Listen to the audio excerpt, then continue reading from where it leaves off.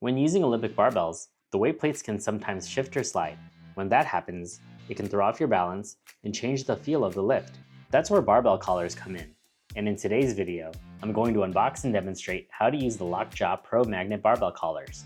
These are a sleek looking set of collars, so let's start with the unboxing. When the collars arrived, they came in a small box, and inside were the two barbell collars, one for each side of the bar. This particular model comes in 4 different colors: gray, blue, red, and black. I went with the black and red because I think they look the coolest with its red accents on the black base.